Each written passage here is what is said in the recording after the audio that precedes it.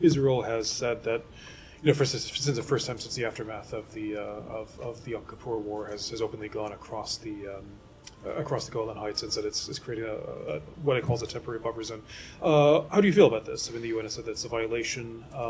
Does the United States agree? First of all, does the U.S. agree that it's a violation? So let me say a few things about it. Number one, I think it's important to put in context what happened that led up to this event. First of all, the Syrian army abandoned its positions in the area around the negotiated Israeli-Syrian buffer zone, which potentially creates a vacuum that could have been filled by terrorist organizations that would threaten the state of Israel and would threaten civilians inside Israel.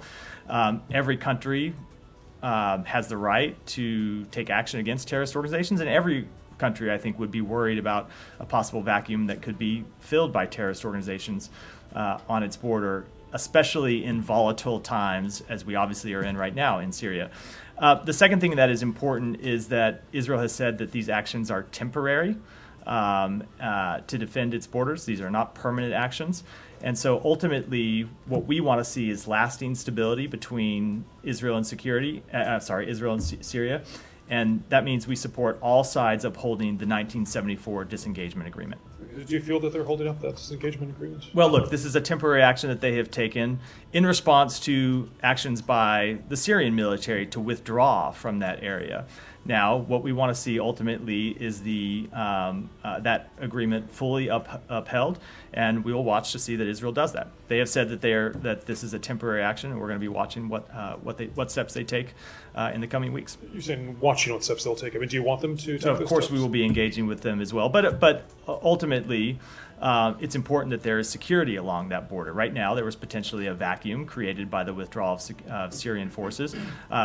We don't want to see a vacuum there either that could be filled by terrorist organizations. That's not good for, not just for Israel's security. It wouldn't be helpful potentially to the people of Syria. If you see a terrorist group move into the area that was vacated by Syrian forces and could lead to an outbreak of hostilities across that border, something that we don't want to see either. I mean, just to make sure I'm understanding correctly, you're saying basically that the U.S. wants this Israeli move to be temporary, that you don't want a permanent. So look, as I said, we want to see the 1974 disengagement agreement upheld, and that includes the terms of the buffer zones, which includes Israel withdrawing to its previous position. Yeah.